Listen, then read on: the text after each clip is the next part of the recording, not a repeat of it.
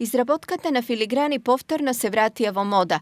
Уметничките креации кои на овој простор се присутни повеќе од 2000 години и понатаму се предизвик за секоја наредна генерација уметници да го изрази својот уметнички код. Предизвикот и инспирацијата се исти. Се менуваат само формите и материјалите. Некогаш се плетеле тенки, златни, сребрени и бакарни жици. Сега се почесто се користи срама. Ова специфична техника и редок занает карактеристичен за ова поднебје, а бара многу трпение и љубов при рачната изработка на уникатните дела.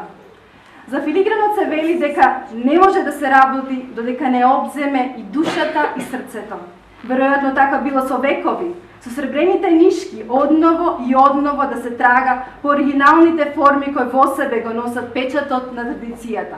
Речиси една година со изработка на филиграни од срама се занимава и виничанката Билјана Анакиева. Таа ја имаше и својата прва филигранска изложба, а се почнало сосема случајно. Бивајќи ја паричката за стара нова година во фирмата каде што работа Монспорт, паричниот поклон од колешките и колегите, мислејќи што да купам, постакав филигран, што секогаш сум го сакала. Разговарајќи со мојот сопруг, седнавме малку на нет, истражувавме за филигранството и тој ми даде идеја, па што мора да купиш кога можеш и сама да направиш. Па јас реков, па добро, јас ќе направам ако ми ти нацрташ. И така почна да се раѓа една по една, и значи веќе сега за една година имам околу 80 дела.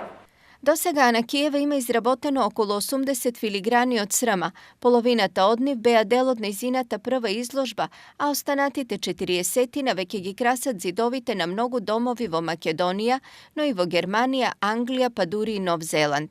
Изработката на филиграни е макотрапна и тешка работа.